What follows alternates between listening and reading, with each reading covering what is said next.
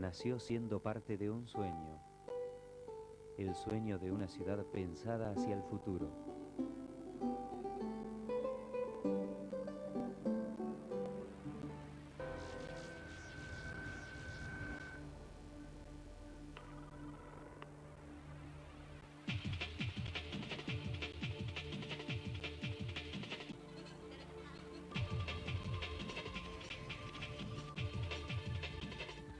La Universidad Nacional de La Plata asume el desafío de la época e implementa, a través del sistema interactivo de teleeducación a distancia, estrategias de solución eficaces que permiten a las personas su integración a un mundo cambiante y complejo. Acceda a la oferta académica de la Universidad Nacional de La Plata desde su casa, en cualquier lugar del país. Educación a distancia, una nueva dimensión de acceso al conocimiento. Universidad Nacional de La Plata.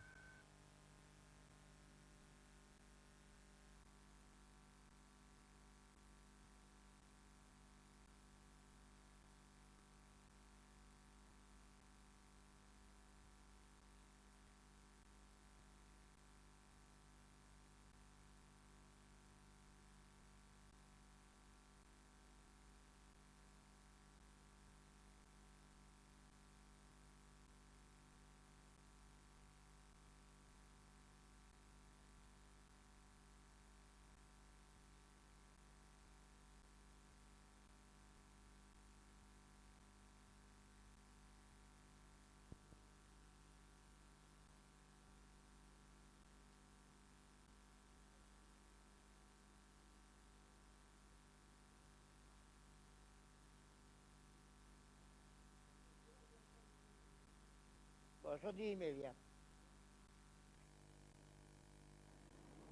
Buenos días, es un gusto para esta cátedra y es un honor para mí en particular haber sido seleccionado para mandarles este muestrario de una clase de Derecho Romano donde trataremos los temas principales de la materia. En primer lugar, digamos que el Derecho Romano es el conjunto de instituciones jurídicas vigentes en Roma y en los territorios a ella sometidos desde el siglo VIII a.C. hasta el siglo VI después de Cristo. Cuando hablamos del siglo VIII partimos de la fecha de la fundación de la ciudad, que según la tradición tiene lugar el 21 de abril del 753 a.C., siglo VIII. Y culmina la elaboración del derecho romano con la compilación del emperador Justiniano alrededor del 530 después de Cristo, esto es en el siglo VI. El derecho romano es un derecho sumamente rico, sumamente amplio, que ha logrado a través de su larga evolución histórica cubrir diferentes aspectos del derecho, al punto tal que aún en nuestros días sus instituciones siguen siendo un modelo para las legislaciones vigentes. Generalmente cuando hablamos del derecho romano hablamos de diferentes períodos, dado que su evolución va a través del tiempo relacionando diferentes instituciones jurídicas. El periodo primitivo, el más antiguo, el que se conoce como del derecho quiritario, abarca desde la fundación de la ciudad hasta el año 450 a.C. Este es un derecho no escrito, es un derecho solemne, es un derecho formal, es un derecho cargado de ritos. Precisamente, ustedes van a encontrar en la bolilla 1.1 dos palabras que son claves como ius y fas. El ius es el derecho objetivo. Diríamos hoy día modernamente hablando con Kelsen que es la norma de derecho. La palabra ius está íntimamente relacionada con los ritos. Todo el derecho primitivo es ritual. Por eso cuando se lleva a cabo un acto jurídico, si es de acuerdo a los ritos, se dice que ese negocio es justo. En cambio, cuando no es necesario realizar el rito, o cuando el rito ha sido mal efectuado, entonces el acto o el negocio es injusto. Las palabras justo o injusto en manera alguna pueden traducirse como en la actualidad por justo o injusto. Los términos justo o injusto son más bien términos de carácter filosófico que no tienen nada que ver con el derecho y menos con el derecho romano. Era conforme al ius el rito. Por ejemplo, si un romano quería transmitir la propiedad sobre la tierra, como era un acto trascendente de la vida política, social, familiar y económica, entonces debía realizar un rito, que ustedes lo van a encontrar por allí como la mancipatio o mancipatio. Pero en cambio, si lo que había que transmitir era solamente el uso de la cosa, no la propiedad, sino la posesión o la tenencia de la cosa, se hacía por la simple entrega de la misma, y entonces ese negocio es injusto.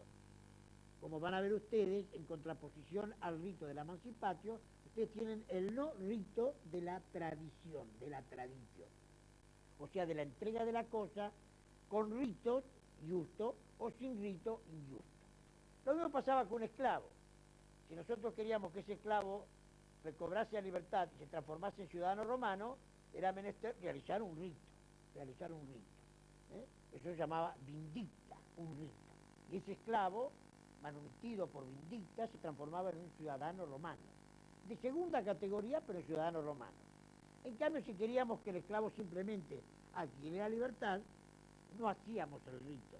Le dábamos un acto de confianza, como por ejemplo sentarlo a la mesa o manifestar públicamente que mi esclavo ahora era una persona libre. Lo de justo tiene que ver con el rito, lo de injusto tiene que ver con el no rito. Pero todo está dentro del campo del derecho. O sea que, tanto sea el negocio justo o injusto, es lícito. Lo justo es lícito, lo injusto es lícito. Lo ilícito es lo prohibido, lo que está castigado por la religión. Y cuando hablamos de la religión, pasamos a la segunda palabra que contiene la bolilla, que es el fas.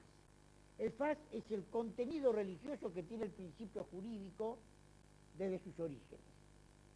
Todo principio jurídico en Roma y en general en casi todas las culturas antiguas parte de concepciones de carácter religioso.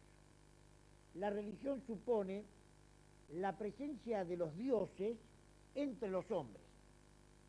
Los hombres le asignan a los dioses poderes mágicos. Entonces, cualquier negocio que se vaya a realizar debe realizarse, y es muy importante, en presencia de los dioses. El caso de la justa nuptia, o sea, del matrimonio. El matrimonio tenía que ser realizado delante de los dioses, para que los dioses protegieran a esa nueva pareja. Eso es justo. Y eso es faz. Es religión, contenido de la norma, y es jus, la norma en sí misma. En cambio, si una persona que pudiendo casarse optaba por vivir libremente, lo que hoy día llamaríamos en concubinato, aunque la palabra concubinato en Roma tenía una acepción mucho más restringida, entonces no hacía falta la presencia de los dioses, no hacía falta ningún rito, y ese negocio, ese acto, era injusto. Estas aclaraciones, cada vez que ustedes encuentren la palabra jus, se van a encontrar con que el derecho está manifestado a través de ritos. Por ejemplo, la palabra justicia. La justicia es la constante y perpetua voluntad de dar a cada uno lo que le corresponde. Pero dar a cada uno lo que corresponde es lo que corresponde de acuerdo al jus, o sea, de acuerdo a la ley. El concepto que sigue, que es el de jurisprudencia, juris, derecho, prudentiam, prudentes, o sea, los hombres que conocen el jus, dice la definición de un piano que la jurisprudencia es el conocimiento de las cosas divinas, el fas, y de las cosas humanas, el jus.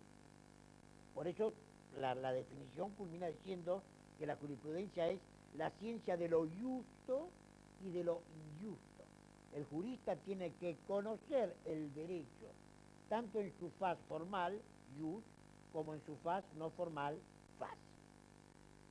Hubo un jurista de la época del emperador Caracalla, llamado Ulpiano, que estableció algunos principios o preceptos fundamentales, preceptos que tienen vigencia, como por ejemplo vivir honestamente.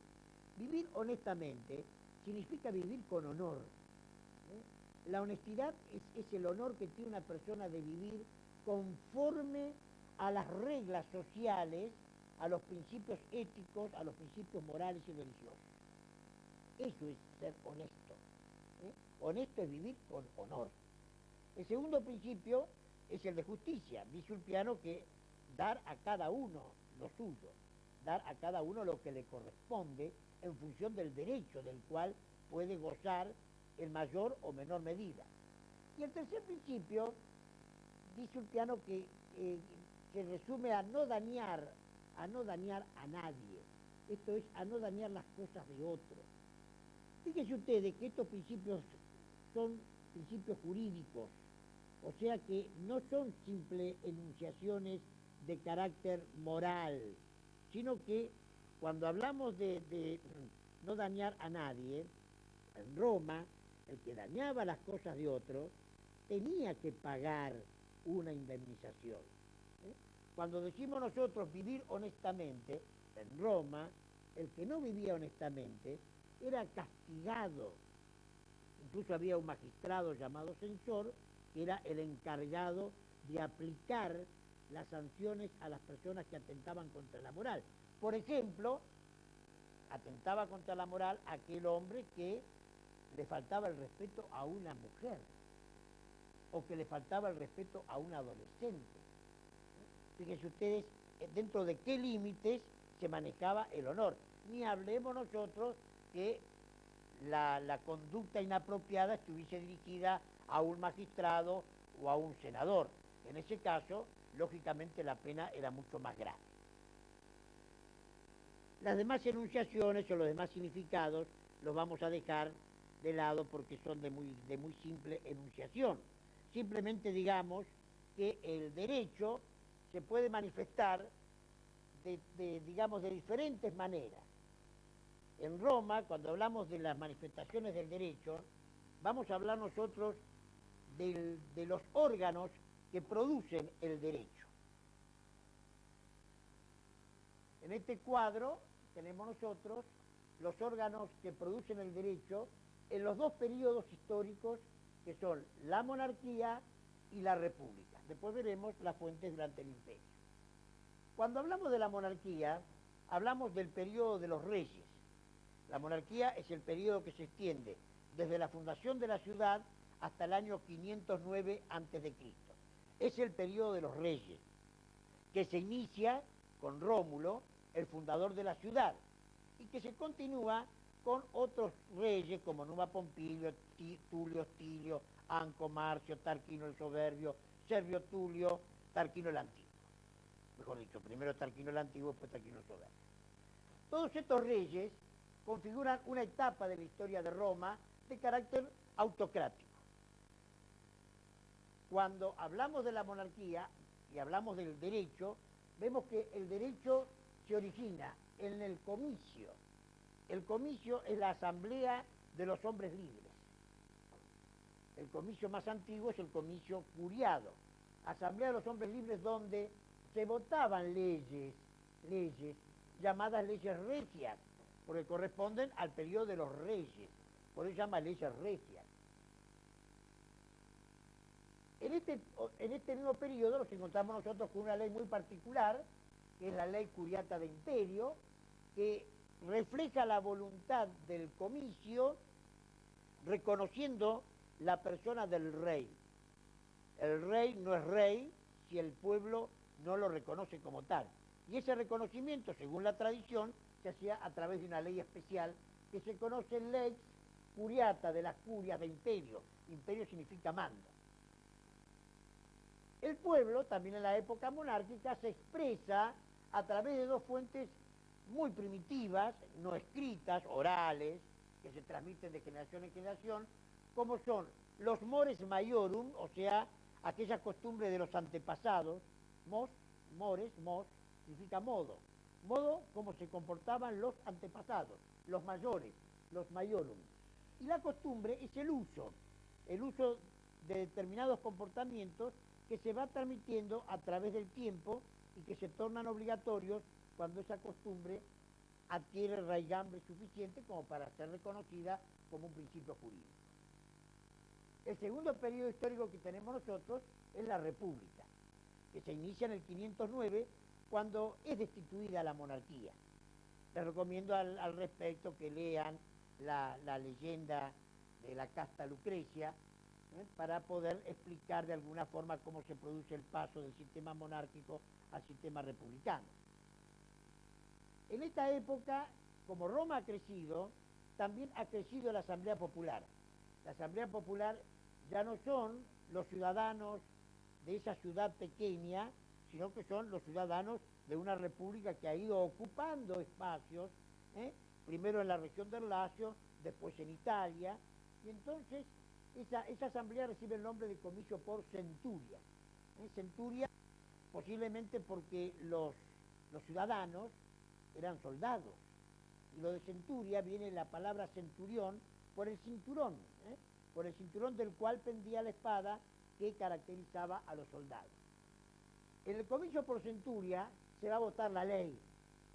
La ley, dice Gallo, que es lo que el pueblo ordena y establece. Es un viejo principio que no se puede cambiar, que no se ha podido cambiar. No ha habido dictador en los últimos 20 siglos que haya podido cambiar el significado del lex. La ley es lo que el pueblo ordena y establece. Si la voluntad no se transmite a través del pueblo, no es ley. Podrá tener cualquier otro nombre, como vamos a ver a continuación, pero no es ley. Únicamente la voluntad popular es la que crea la ley. Con el correr del tiempo, Roma se va expandiendo de tal manera que ya no es posible reunir a los ciudadanos en una asamblea. Parece ser que al principio sí había 10, 12.000, 15.000 ciudadanos, pero cuando Roma se extiende al resto de Europa, al norte de África, al cercano oriente, ya no es posible. Ya no hay más asambleas populares. En consecuencia, hay un magistrado que se transforma en legislador, que va a recibir el nombre de pretor.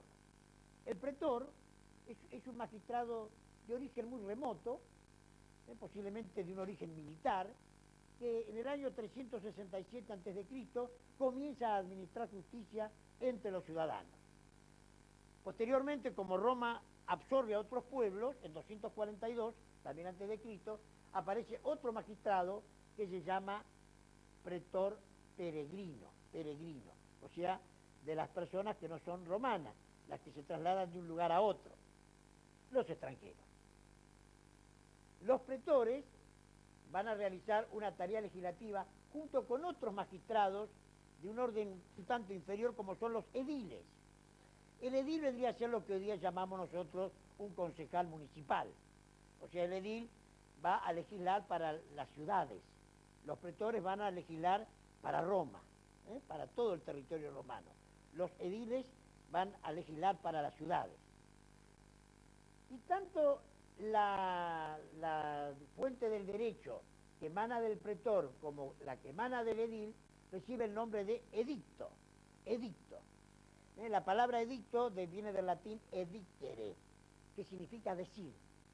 Esto es, los pretores o los ediles dicen el derecho y lo dicen por el poder que han recibido a través de su propia elección, puesto que estos magistrados, los pretores, van a ser elegidos en los comicios. Para terminar esto de las fuentes, que es un tema muy delicado, muy extenso, vamos a ver nosotros cómo continúa la evolución en la época de la República. La República, a medida que desaparece el comicio, va tomando facultades legislativas otros poderes, como por ejemplo el Senado. El Senado es una vieja institución romana que la vamos a encontrar en los tres periodos históricos, tanto en la monarquía, en la República, como en el Imperio. El Senado, primitivamente, tiene funciones legislativas muy resumidas. Durante la República, lo único que podía el Senado legislar era lo que se conoce como el Senado Consulto Último. El Senado Consulto Último es lo que el Senado ordena y establece con fuerza de ley cuando un peligro acecha a Roma y es necesario unir todo el poder en una sola persona. Esa persona va a ser el dictador, un magistrado de carácter extraordinario. Para poder nombrar un dictador es necesario que el Senado lo elija como tal. Se llama último, porque es el último recurso. Y durante la gestión del dictador quedan suspendidas todas las garantías constitucionales. La dictadura en Roma, como en Grecia, es constitucional, diferente a la tiranía. Se transforma en tirano aquel dictador que, vencido el plazo para ejercer su función, permanece en el mismo. El tirano viene a significar el dictador ilegítimo. En cambio, el dictador es legítimo cuando cumple sus funciones dentro de los límites establecidos por la Constitución romana. También en la República aparecen los plebeyos. Los plebeyos son los extranjeros. Hay una palabra, las palabras latinas tienen significados muy concretos. La palabra plebs, P-L-E-B-S, plebs, significa vulgar. Es decir, una persona vulgar se contrapone a lo que nosotros diríamos un ciudadano. Hoy día diríamos que los ciudadanos son los nativos de un país y los extranjeros son los que vienen, los extraños, los que vienen a ese país. Los romanos lo diferenciaban de otra manera. Decían, los que descienden de los fundadores de la ciudad son ciudadanos. Los que no descienden de los fundadores de la ciudad son plebeyos. Aunque hubieran nacido en Roma, siguen siendo plebeyos porque no tienen en la sangre la ascendencia y la dignidad del ciudadano. Hoy día, les repito, la idea es mucho más amplia, ¿no es cierto? Hoy día diríamos que un plebeyo es un extranjero o una persona pobre. En realidad, en Roma se podía ser plebeyo, pero no pobre, porque había plebeyos muy ricos. Tan ricos eran los plebeyos que en algún momento los patricios, o sea, los ciudadanos, los fueron acercando a sus propios intereses y se fueron fusionando. Cuando patricios y plebeyos se fusionan, aparece el populus. La palabra populus, que la podríamos traducir como pueblo, populus, es la unión de los ciudadanos, los patricios, los descendientes de los fundadores de la ciudad, más los plebeyos, o sea, aquellos que no llevan la dignidad en la sangre porque no descienden de los fundadores de la ciudad.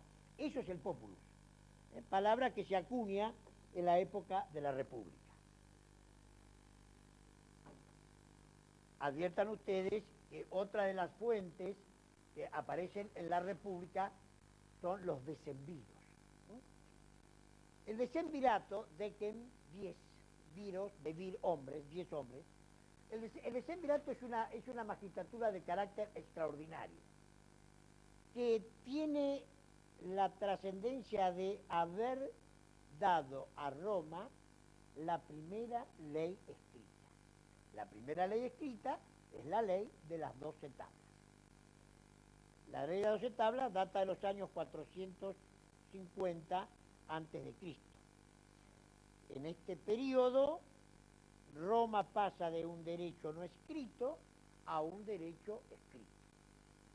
La ley de las 12 tablas supone una transformación fenomenal en el derecho de Roma, porque después de casi 500 años, Roma deja la oralidad en el campo del derecho para pasar al sistema escriturario.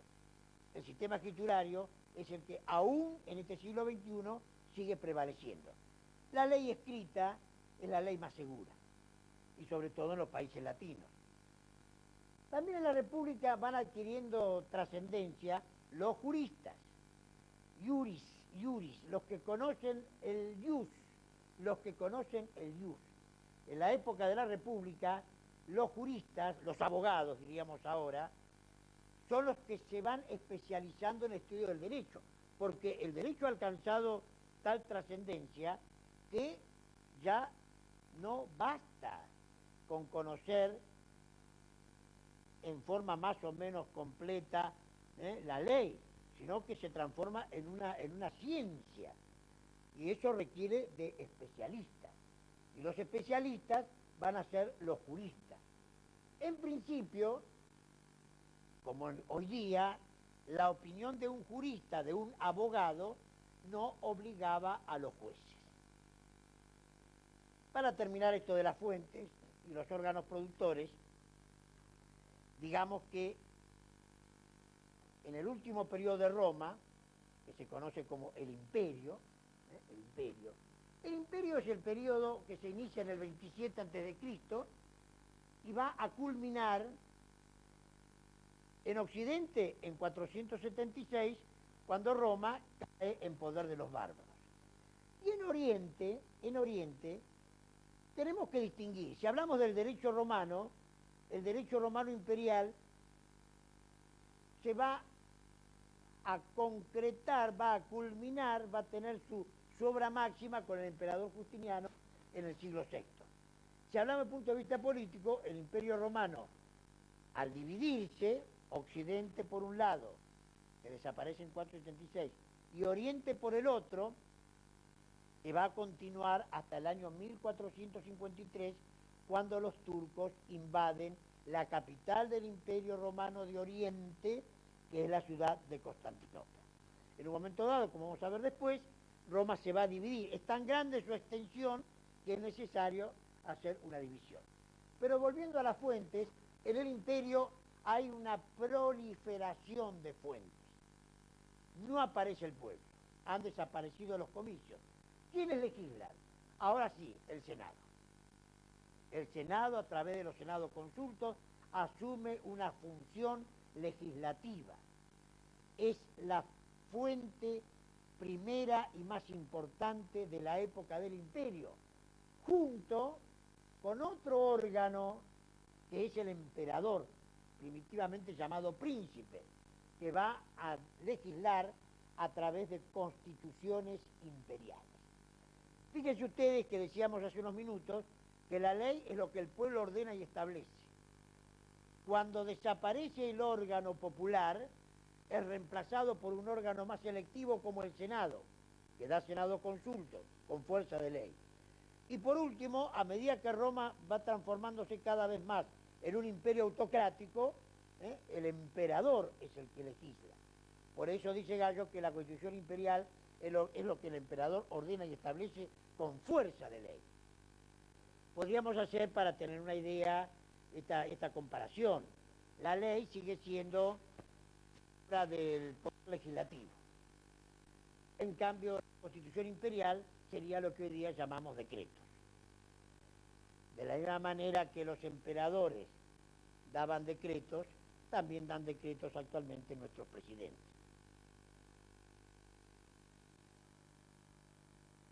También el emperador le va a dar a los juristas el derecho a decir la ley, a proclamar la ley con fuerza legal. Es decir, en un momento dado los juristas son legisladores. En la República los juristas eran abogados que asesoraban a sus clientes. En la época del imperio, los juristas ya dan opiniones que tienen fuerza de ley. Se transforman en una fuente del derecho. Lo que se conoce como la responsa prudentium, la respuesta a lo prudente, ahora tienen una adición, ius publice respondendi, o sea, el derecho de dar respuestas públicas con la autoridad del príncipe, esta autoritatis principi, o sea, es el príncipe el que dice, este jurista, aquel otro, opina, su palabra, su opinión, es ley. Esa opinión, esa palabra, obliga a los jueces. Finalmente, fíjense ustedes que también en la época del imperio el derecho va a dar origen a escuelas, Las más importantes son las de los sabinianos y proculeyanos. El emperador Adriano, en el siglo II después de Cristo, va a encomendarle a un jurista llamado Salvio Juliano que haga un código, un códex, que se llama el Edicto Perpetuo. ¿Por qué? Porque ya no hay más pretores, no hay más ediles, pero han sido una fuente importante del derecho. Entonces, el emperador Adriano le encomienda a Salvo Juliano que tome todos los edictos existentes, lo de los ediles, lo de los pretores, y haga un código. Eso es lo que se conoce como el Edicto Perpetuo, porque allí están la mayoría de los edictos dados desde el 367, cuando aparece el pretor urbano, hasta el siglo I, posiblemente alrededor del 100, antes de Cristo, cuando desaparecen los pretores y los ediles. También en esta época, complementando lo que decíamos recién, los juristas adquieren un carácter tal que al periodo que va desde el siglo I antes de Cristo hasta el siglo II después de Cristo se lo conoce como la época clásica. Cuando hablamos de la jurisprudencia clásica, hablamos del momento más brillante de los juristas romanos. Vamos a una pausa y continuamos en unos instantes. Continuamos. Miércoles. Y ahora, cortémosla.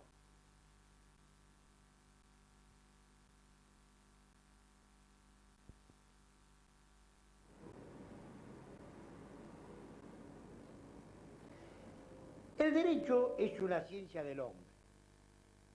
Por eso la carrera de abogacía es una carrera humanista. En el centro del derecho está el hombre, el homo. Por eso que una bolilla clave en nuestro programa es la bolilla 6. La bolilla 6 trata sobre el sujeto del derecho. El sujeto del derecho, reitero, es el hombre. En torno al hombre, todo el derecho va a tener existencia. El hombre es el creador del derecho, lo hace para satisfacer sus propias necesidades. Alrededor de cada uno de los sujetos va surgiendo la familia. La familia es la unión de sujetos que descienden de un ascendiente común. Nosotros, para encontrar nuestro ascendiente, pasamos a nuestros padres, a nuestros abuelos, nuestros bisabuelos, todos los que descienden como ramas de un árbol, de un tronco común, forman una familia. Son lo que llamaríamos nosotros una gens. En la medida que el hombre va estableciendo cuáles son sus derechos y cuáles son los derechos que tienen los miembros de la familia, se van dando relaciones sociales de diferentes contenidos. Empecemos por el hombre. En Roma, el sujeto del derecho es el que goza de estatus, La palabra estatus significa estado. O sea, el estado que tiene cada sujeto dentro de la sociedad. Hoy día hablamos de estatus, si se viste de una manera, si usa determinado perfume o si lleva tal marca de portafolio. No. El estatus era la condición jurídica que cada sujeto tenía dentro de la ciudad. El primer estatus es el de la libertad. El estatus libertatis. La libertad, dice Celso, la libertad es el poder que tiene una persona de hacer lo que le plazca, de hacer lo que quiera, a menos que la ley o la fuerza se lo prohíba. Es decir que en el ejercicio de mis derechos hay dos límites. El límite es la ley. Por eso aquella vieja frase que aprendíamos en la escuela, que donde terminan mis derechos empiezan mis obligaciones. Hay un límite que la ley dice, usted puede hasta acá. A partir de allí usted está obligado a. también el sujeto, además de la libertad, puede encontrarse sometido al poder de otra persona, la fuerza. La fuerza es un límite a la libertad. Fíjense ustedes que la esclavitud es una institución muy antigua. Se llamaba hombre esclavo al que estaba sometido al poder de otro contra su voluntad, contra su voluntad. Los antiguos sabían que esto iba contra la naturaleza de los hombres, pero la esclavitud supone un mal necesario, como hoy día. Hoy día hay diferentes formas de esclavitud. ¿O ustedes se creen que una persona que cobra 120 pesos por mes no está en un estado de esclavitud? Lo que pasa es que utilizamos otras palabras más elegantes. Unos llamarán servidumbre, otros llamarán jefes y jefas de familia, otros los llamarán jubilados, pero están en un estado de servidumbre, de esclavitud, porque no pueden hacer lo que quieren, no pueden comprar lo que quieren, no pueden ir a donde quieren, y a veces ni siquiera pueden curarse. La libertad entonces es importantísimo, porque es el poder que tiene el hombre. Lo contrario de la libertad es la esclavitud. El hombre libre en Roma puede ser ciudadano. El segundo estatus es el civitatis. Civitatis. Es decir, hay hombres libres que son ciudadanos y hay hombres libres que son libres pero que no son ciudadanos. Ya lo vamos a ver a continuación. La condición de ciudadano va a surgir del origen de las personas y de otras circunstancias. Y finalmente, el tercer estado es el de familia, el estatus familia. Cada hombre nace, crece, se desarrolla dentro de la familia, dentro de un núcleo que se llama familia. Y por lo tanto, dentro de la familia, el hombre puede ser o el jefe de la familia, y allí aparece la palabra pater familia o pater gens, o el que está sometido al poder del pater familia, que puede ser el hijo o puede ser la mujer, la cónyuge, la esposa. Al pater familias se le asigna la condición de sui iuris. El pater familias es sui iuris. ¿Qué significa sui iuris? Que él es titular de los derechos, es el titular de todos los derechos. Vendría a ser hoy día una persona mayor de edad. Una persona mayor de edad es el que tiene todos los derechos y los puede ejercer. En Roma tenía todos los derechos y los podía ejercer únicamente el pater familia. Él era el único sui iuris dentro de la familia. Y los que le estaban sometidos a él recibían el nombre de alieni iuris, alieni de alienado, de enajenado. Alieni iuris es el que ha enajenado el ejercicio de sus derechos en el pater. Por ejemplo, un menor de edad sería, de nuestros días, sería un alieni iuris en Roma. ¿Por qué? Porque ciertos derechos no los puede ejercer sino es a través de su pater. Por ejemplo, ningún chico de 18 y 19 años puede comprar a su nombre un automóvil o una casa. ¿Por qué? Porque sería un alieni iuris. Únicamente el pater es el que puede adquirir esos bienes.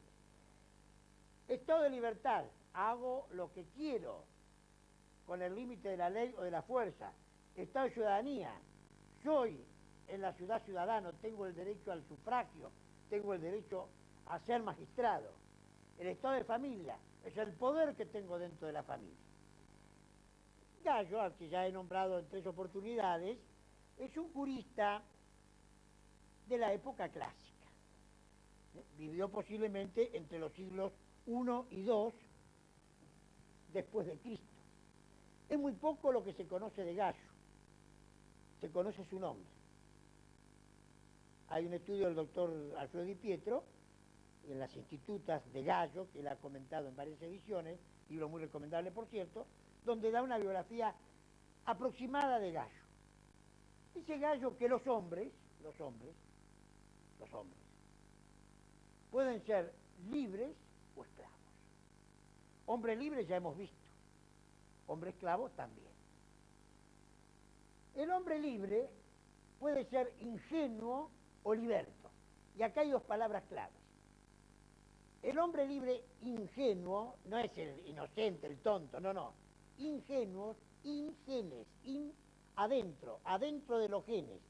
Decía San Isidoro que el hombre ingenuo es aquel que lleva la libertad en la sangre. Esto es, nace ingenuo el que ha sido concebido por personas ingenuas. En Roma se nace ciudadano y se nace miembro de la familia cuando se es concebido dentro del matrimonio. Nuestro padre y nuestra madre son los que nos dan la identidad. Hasta tal punto es así que todavía nuestra legislación, gracias a Dios, no ha modificado este tema. En este tema, los hijos del matrimonio son aquellos que reciben el nombre de la familia, los que heredan el nombre y los que heredan a la familia. El ingenuo es el ciudadano romano. Él es ingenuo porque sus padres han sido ingenuos, igual que sus abuelos, igual que todos sus descendientes. Y posiblemente los más antiguos digan que descienden de Rómulo o de un héroe mítico llamado Eneas. Estos constituyen la clase patricia, o sea, los descendientes de los antiguos pater familia. Los ingenuos son los concebidos dentro del matrimonio. Durante varios siglos los romanos decían que el ingenuo era el que nacía del matrimonio. Pero posteriormente, en el siglo I a.C., la filosofía estoica primero y después el cristianismo sostuvieron, y hasta nuestros días es así esta cuestión, que la vida comenzaba en el vientre de la madre. Entonces, el ingenuo es el concebido por la madre, dentro del vientre. A partir de la concepción, dice el Código Civil argentino, comienza la existencia de las personas. Si el hijo era concebido por una ciudadana romana, soltera, también nacía ingenuo. ¿Por qué? Porque la mujer es la que marca la condición del hijo. Hagamos la contraposición. Si la madre es esclava, el hijo nace esclavo. Si la madre es ingenua, el hijo nace ingenuo. Se planteó una cuestión, si una mujer había sido esclava y luego ingenua y después esclava, pero había mujeres que eran vendidas, dejadas en libertad, volvían a caer en cautiverio. A raíz de esto se estableció que bastaba que la mujer embarazada hubiera sido por un instante libre para que su hijo naciera libre. Y si era romana, nacía ingenua. Y si no era romana, el chico nacía plebeyo. Otra categoría de hombres libres son los libertos. Se llama liberto al esclavo que ha sido excluido de la esclavitud. La exclusión de la esclavitud se hace a través de lo que se conoce como la manumisión. Manus, mano, misio, poner. Hay diferentes figuras, no las vamos a contar por razones de tiempo, pero la manus es un signo del poder. Y a un esclavo, cuando se le imponía la mano, podía este esclavo recobrar la libertad. La manumisión es dar la libertad a un esclavo. Decíamos hoy que los actos pueden ser solemnes o no solemnes. Si le damos la libertad al esclavo conforme al ius, usando un rito, entonces el esclavo se transforma en un liberto ciudadano romano. Si en cambio utilizamos un modo no solemne, injusto, el liberto se transforma nada más que el liberto, con muy pocos derechos. Y luego nos encontramos con los esclavos, que como decíamos hoy son aquellos que han sido privados de la libertad contra su voluntad. Dice Gallo que los esclavos nacen o se hacen. ¿Quiénes nacen esclavos? Los hijos de nuestras esclavas. Si siendo la mujer libre, el hijo nace libre, siendo la mujer esclava, el hijo nace esclavo. Nacen esclavos los hijos de nuestras esclavas. Pero también se pueden hacer esclavos a personas libres. La forma más común de hacer esclavo a una persona libre era por la guerra. Lo que se conoce el justum bellum, la guerra bellum significa guerra, la guerra justa, o sea, la guerra declarada de acuerdo a los ritos. No guerra justa en el significado filosófico, porque guerra justa para los palestinos es la que hacen ellos contra los árabes y a los árabes contra los palestinos, no. Cuando hablamos de justum bellum, hablamos de una guerra celebrada de acuerdo a los ritos de los romanos. De acuerdo a las leyes que regían a los pueblos mediterráneos, lo que se conoce como el derecho de las gentes o derecho de gente, la guerra es una causa de esclavitud. Aquí hay un gran progreso porque los pueblos bárbaros acostumbraban a matar al vencido. Posiblemente los egipcios fueron los primeros que esclavizaron a los vencidos. No sé si para hacer las pirámides o para trabajar la tierra. Los romanos también fueron esclavizando a los vencidos para que trabajaran la tierra. Se hacen por el derecho de gentes a través de la guerra. El derecho civil romano también determina que sea declarado esclavo aquel que viola la ley romana, aquel que no cumple, por ejemplo, con la obligación del censo, o sea, el que no declara sus bienes, el que hiciera una falsa declaración de los bienes. Si se descubre que ha declarado menos de lo que tiene, era condenado a la esclavitud. La infamia. Vimos hoy que las personas que viven en forma deshonesta eran castigadas. La persona deshonesta es una persona infame, o sea, innofama. Actúa contra la fama, contra su propio honor. Entonces, el infame era castigado con la esclavitud. Y otras formas que ustedes irán encontrando en los manuales. Que nos quede bien en claro entonces que el sujeto del derecho es el hombre, el hombre. El parentesco, dentro de la familia estamos hablando, tiene en Roma dos etapas. Por un lado tenemos lo que se conoce como el parentesco legal. Esto es lo que se llama la agnación. La agnación. El parentesco legal, parentesco establecido por la ley, se llamaba agnación. ¿Cómo se transmitía? De varón en varón. De generación en generación, los varones, porque la Roma tiene una familia patriarcalista, los varones transmitían la familia.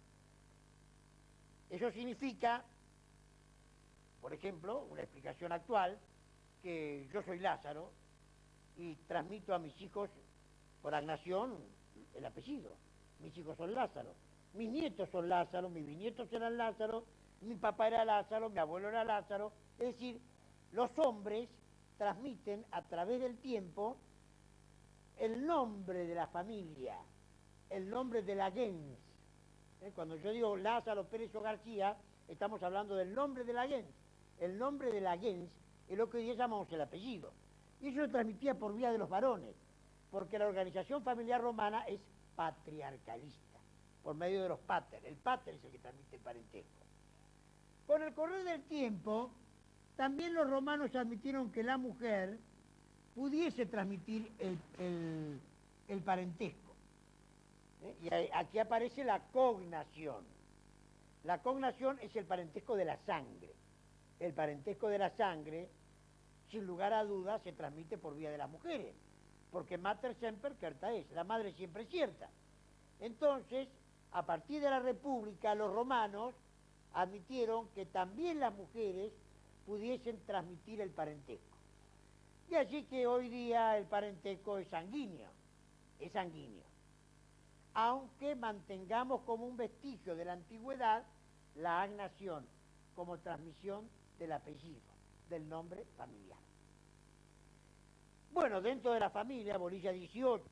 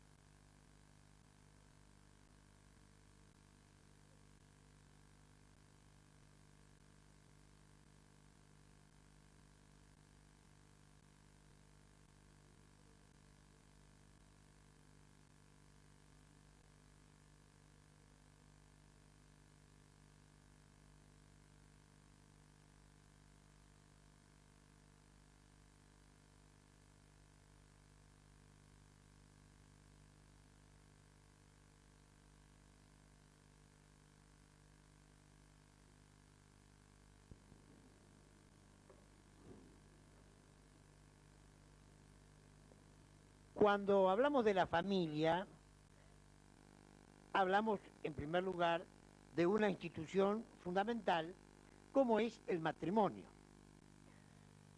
Dice Modestino, un jurista de la época clásica, que las nupcias son la unión del marido y la mujer, consorcio de toda la vida, comunidad de derechos divinos y humanos.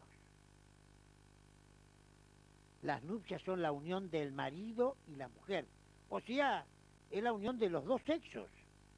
Naturalmente, cuando hablamos de matrimonio, hablamos de la unión de un hombre y de una mujer. Cualquier otra unión no es matrimonio. Nosotros no le podemos llamar a la noche día y al día la noche. En consecuencia, la palabra matrimonio, matris mones, o sea, la unión del hombre y de la mujer. Es lo mismo que dice Justiniano, que las nupcias o matrimonio consisten en la unión del hombre y la mujer. La unión del hombre y la mujer. No hay ninguna duda. Ninguna duda. Todas las demás uniones que se le puedan ocurrir a los seres humanos, y no tanto, no son matrimonio. El matrimonio en Roma se llama justa nuptia. Justa, de justo, de jus. Esto es, después de haber celebrado el rito del matrimonio. Es un rito, una ceremonia donde se convocaban a los familiares, donde había sacerdotes, gestos. Todo sobre el matrimonio se puede encontrar, por ejemplo, en un librito muy recomendable, se llama La ciudad antigua, de Fustel de Coulanges. Fustel de Coulanges, la ciudad antigua. El matrimonio parte de la base que es una comunidad donde hombre y mujer van a tener por finalidad la procreación. Es bastante complejo entenderlo en esta época, pero hasta hace 60 o 70 años el amor no era lo esencial del matrimonio. Hasta principios del siglo XX y hasta las primeras décadas del siglo XX, lo principal del matrimonio era la procreación. ¿Por qué? Porque la presencia de muchos hijos, de madres prolíficas, determinaba que las familias fueran grandes y fueran poderosas. Cuantos más hijos tenía una familia, más brazos tenía la familia para armarse en su defensa, y más brazos tenía la familia para trabajar la tierra. Si pensamos cómo se levantaba una cosecha en el campo hasta la aparición de las máquinas, yo les diría alrededor de los años 30, 1930, las cosechas se levantaban a mano. ¿no? Se utilizaban caballos, arados primitivos, sembradoras primitivas, pero la gente trabajaba en el campo en número muy importante porque había que atar los caballos, había que levantar las bolsas, había que correr los cereales, es decir, hacían falta muchos brazos. Por eso las familias antiguas, hasta hace menos de 100 años, eran muy numerosas. La tecnificación ha determinado un cambio fundamental en la costumbre de las familias. Pero en la época antigua, reitero, el varón y la mujer tenían por finalidad la procreación. Había, por supuesto, matrimonios de amor, pero siempre prevalecía la conveniencia. Punto y aparte. Dentro del matrimonio adquiere un valor fundamental el poder que tiene el varón sobre la mujer. La mujer en Roma está sobreprotegida por el varón, no porque sea débil, física o intelectualmente, sino porque al no participar de la vida pública o de la vida política de la ciudad, estaba al margen. La mujer se dedicaba a las tareas domésticas. De allí que la mujer siempre estuviese protegida. Cuando era soltera por su pater, cuando contraía matrimonio por el marido. El poder del marido sobre la mujer se llama manus. Manus. La manus era la forma por la cual el hombre adquiría potestas, poder, sobre la cónyuge. La mujer, al contraer matrimonio en forma solemne, salía de su familia natural, el pater dejaba de tener la patria potestad sobre su hija y era reemplazado por el marido, que a partir de entonces era el que tenía el poder, la manus. Reitero la idea. La mujer siempre tiene que estar cuidada, tiene que estar protegida. Si es soltera, el pater tiene la patria potestad. Si es casada, el marido tiene la manus. La manus determina que la mujer ingresa al matrimonio y por una ficción se la considera como hija de su marido. De forma tal que cuando éste muere, ella lo hereda junto con los demás hijos. Es una ficción. La mujer hay que ingresarla a la familia. Entonces la ingresan como loca filia, o sea, como una hija extraña, que va a ser, a su vez, hermana de sus hijos. Cuando el pater muera, cuando su marido muera, ella hereda igual que sus hijos. Con el correr del tiempo, el matrimonio cum manu fue perdiendo vigencia. Y es muy posible que durante el imperio el matrimonio ya tuviese lugar sin la transmisión de la manus, porque la mujer, sobre todo a partir del emperador Octavio Augusto, va adquiriendo más libertad. La mujer deja de ser alieni iuris para transformarse en sui iuris. El emperador Octavio Augusto estableció por una ley, por una constitución imperial, mejor dicho, que las mujeres que fuesen libres y tuviesen 3 hijos, o las libertas que tuviesen 4, salían de la manus del marido, dejaban de ser alieni iuris y se transformaban en su iuris. Esto lo hizo Octavio para aumentar la natalidad, que ya en el siglo I de nuestra era había comenzado a decaer notablemente. ¿Qué pasa cuando un matrimonio no tiene hijos? Bueno, los romanos en ese aspecto fueron bastante avanzados. Por cierto que existía el repudio de la mujer, o divorcio. Pero dice un jurista romano que cuando la naturaleza no da hijos, los da la ley. Y es así cuando aparece la institución de la adopción. La adopción es introducir a la familia como hijo a quien no lo es, naturalmente.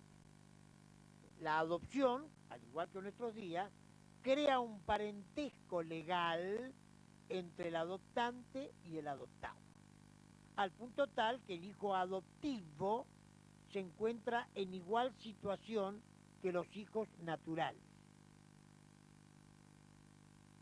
Los romanos conocieron dos formas de adopción. Una, cuando un paterfamilias adoptaba a otro paterfamilias. Esto tenía lugar en circunstancias muy especiales. Imaginemos que una familia romana atravesaba momentos económicos muy complicados, muy difíciles, que estaba desprotegida, entonces se ponía bajo la protección de otra familia, a cuyos efectos el pater de la familia poderosa adoptaba al pater de la familia necesitada. Y al adoptarlo incorporaba a su propia familia a todos los miembros de la gens del pater adoptado. Eso es lo que se llama adrogación, adrogatio, porque se hacía mediante una fórmula que se llevaba a cabo ante los comicios, donde el pater rogaba, esto es, pedía a los demás ciudadanos que le permitiesen al pater que iba a drogar dejar de ser pater y transformarse en su propio hijo. Con el correr del tiempo tomó auge la adoptio. La adoptio o adopcio es la adopción de un alieni iuris. Esto es como en nuestros días uno puede adoptar al hijo de otro. El hijo de otro está bajo la potestad natural de su pater. Mediante el adoptio, el hijo de otro ingresa a mi familia bajo mi potestad. En otras palabras, deja de ser hijo de la familia A para transformarse en hijo de la familia B. Hay una gran diferencia, porque en la drogación se incorpora toda la familia del adrogado. En cambio, en la adoptio se incorpora únicamente el que va a ser adoptado. Una cuestión que tiene que ver también con el matrimonio es la dote. Institución que no ha sido recibida por Vélez Sarsfield en nuestro derecho, pero sí que existe en otras comunidades, incluso en España. La dote eran los bienes que la mujer aportaba al matrimonio. Cuando un paterfamilias iba a dar a su hija el matrimonio, la hija salía de su familia e ingresaba a la familia del marido. Dejaba de ser hija de él para transformarse en hija de su marido. Al dejar de ser hija de su padre, dejaba de ser su heredera. Porque en un principio no se podía heredar en la familia natural, la de su padre, y en la familia de su marido. Por eso que los romanos inventaron la dote, que era una especie de anticipo de herencia.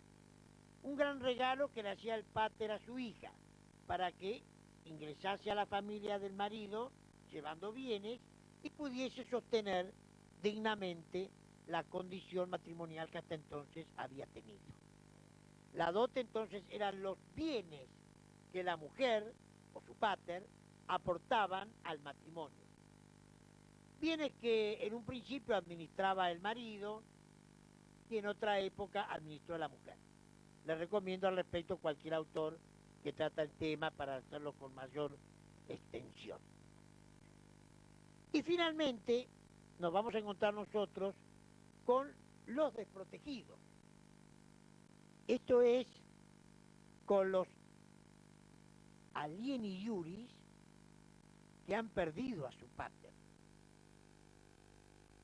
Esto es, un alieni iuris es un hijo de familia impúber, o sea, menor de 14 años, que de pronto ha perdido a su padre, se ha quedado sin pater, Los romanos crean una institución sustitutiva de la paternidad, que es la tutela. Hay un jurista de la época clásica llamado Servio Sulpicio que dice que la tutela es el poder y autoridad que se ejerce sobre una cabeza libre que por razones de edad o de sexo no puede administrar sus bienes. Analicemos brevemente la definición. Es el poder. Quiere decir que el tutor va a tener poder sobre el pupilo. El pupilo es una cabeza libre. ¿Qué significa in capite libero? Significa que cuando muere el pater, el hijo, impuber, es sui iuris. Cuando muere el pater, todos los hijos se transforman en sui iuris. Esto es, recobran todos los derechos que ejercía el pater en nombre de ellos. Pero el problema de los impúberes es que son incapaces. Entonces no pueden ejercer todos los derechos. ¿Quién va a ejercer los derechos en lugar del pater muerto? Los va a ejercer el tutor. El tutor es quien va a representar al pupilo, que es sui iuris, porque no tiene pater, pero es impúber porque es menor de 14 años. También la tutela se extiende a las mujeres. La tutela mulierum, la tutela de las mujeres, era perpetua. Esto es, que la mujer que perdía a su padre quedaba bajo la tutela de la familia. Y quedaba bajo la tutela de la familia de por vida. A menos que, ¿qué? A menos que contrajese matrimonio. Si contraía matrimonio, entonces la mujer salía de la tutela de su familia e ingresaba bajo la potestad de su marido. Tratemos de sintetizar estas ideas, cuya lectura recomiendo. Es muy necesario que ustedes refuercen suficientemente su conocimiento. Miren, si hay pater, este tiene la patria potestas sobre los hijos. Los hijos. Igual que en el 2002. Los chicos, cuando van a la escuela, ¿quién los representa? Los representan sus padres. Los filis. Los filis están bajo la patria potestas del pater. Si muere el pater, se extingue la patria potestas. Entonces, el tutor ocupa el lugar del pater y ejerce la tutela sobre los fili. Sobre los fili. Ha muerto el pater, hay que nombrarle un tutor. ¿Cuándo termina la tutela? Cuando los fili llegan a la pubertad. Cuando llega a la pubertad, 14 años, se extingue la tutela. Pero en el caso de las mujeres, la tutela continúa, a menos que ¿qué? A menos que contraiga el matrimonio, en cuyo caso su marido, su cónyuge, va a tener sobre la mujer, sobre la uxor, va a tener, bien digo, el poder de la manus, la manus. Así que fíjense que si es pater tiene la patria potestad sobre los fili, si es tutor tiene tutela sobre los fili, si es cónyuge tiene sobre la uxor el poder de la mano. La mujer soltera está bajo la potestad de su pater, si muere está bajo la tutela de sus parientes, si se casa está bajo la manus de su marido. La bolilla 20 nos plantea otra cuestión que es el derecho sucesorio. El derecho sucesorio romano es muy complejo. ¿Por qué? Porque abarca nada más y nada menos que nada alrededor de mil años.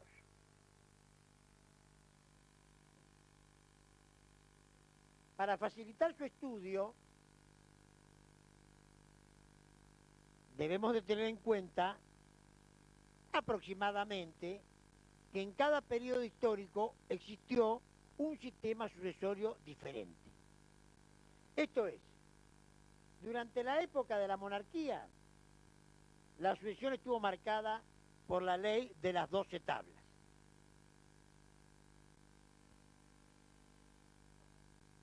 Uno, dos y tres significan, primero, segundo y tercero, significan los llamamientos que hace la ley a los herederos. ¿Qué es el llamamiento? Es la posibilidad que la ley le da a un heredero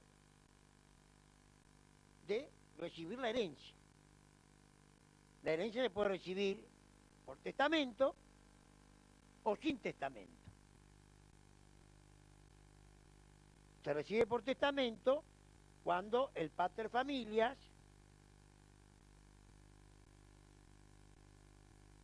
instituye heredero. Si el pater familias no hace testamento o el testamento que ha hecho resulta nulo o invalidado, es la ley la que va a decir quiénes habrán de heredar a ese pater familias. Y dice la ley, en primer lugar, ¿quiénes tienen derecho? Los herederos suyos y necesarios. ¿Quiénes son los herederos suyos y necesarios?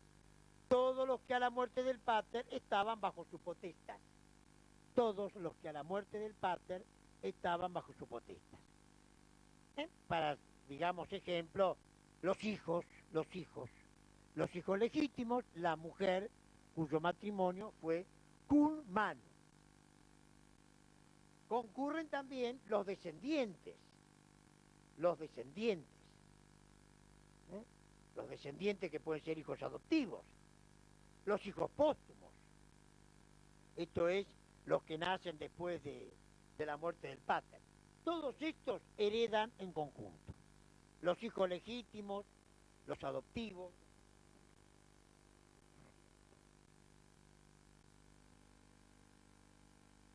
los adoptivos, los póstumos, todos heredan en conjunto. Si muere soltero,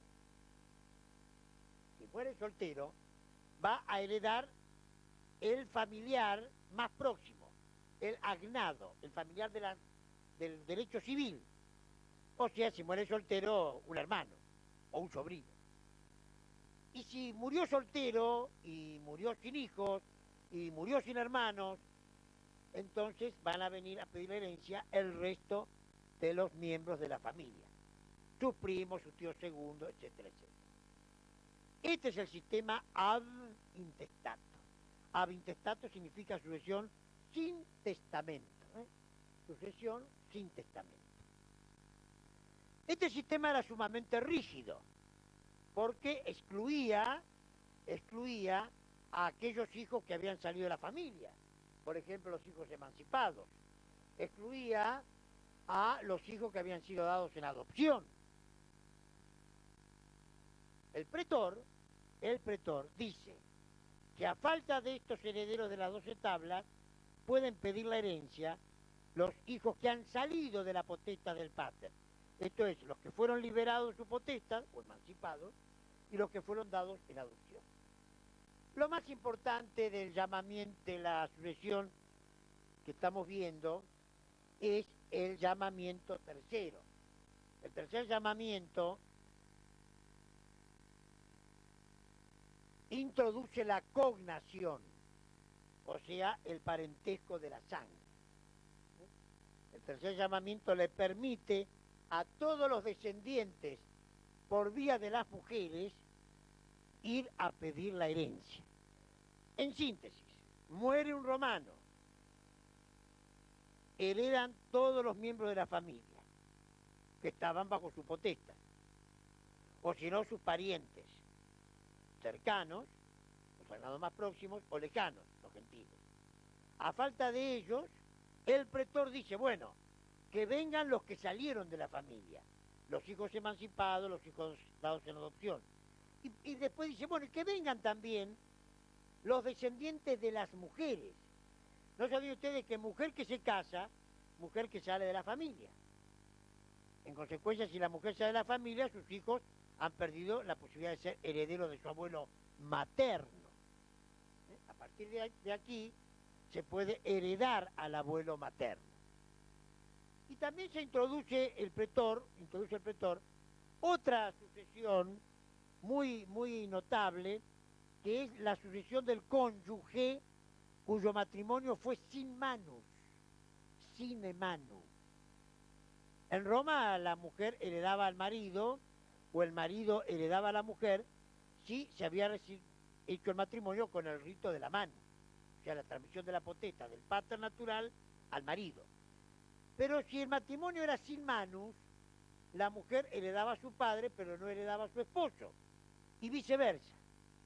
El pretor consideró que esto no era equitativo, la manus cayó en desuso, y a partir de entonces, la viuda o el viudo, vir, varón, uxor, mujer, la viuda o el viudo de matrimonio sine manu puede heredar al marido. Finalmente llegamos al emperador Justiniano, que en dos novelas famosas, la 118 y la 127, del 543 y del 548, va a establecer un sistema sucesorio que es el que prácticamente hasta hoy nos rige.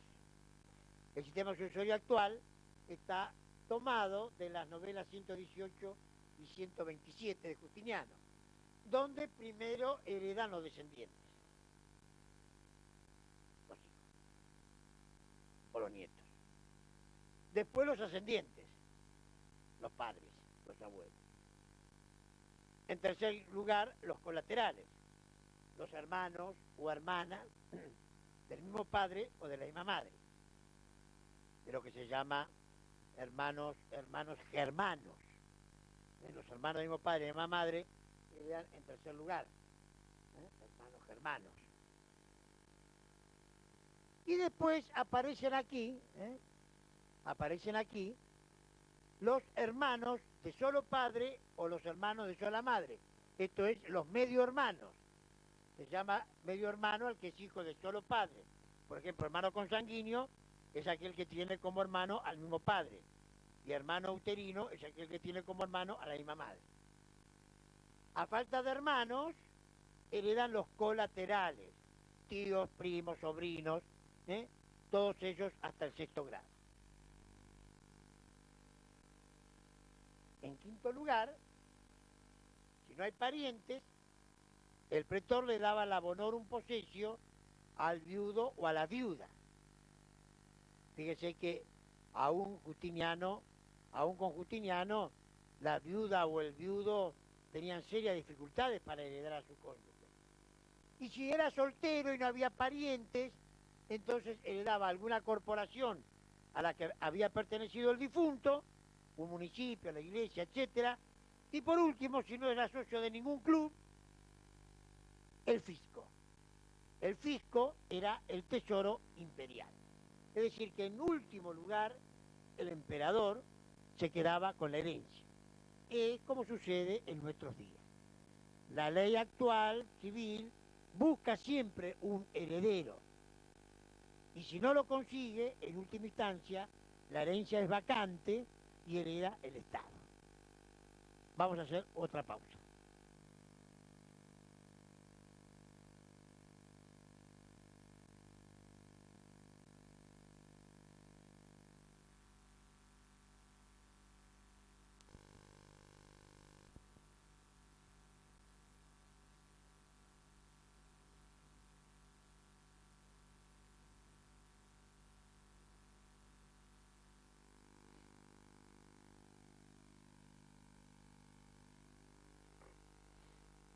Hemos visto que el hombre es el centro del derecho, el sujeto del derecho.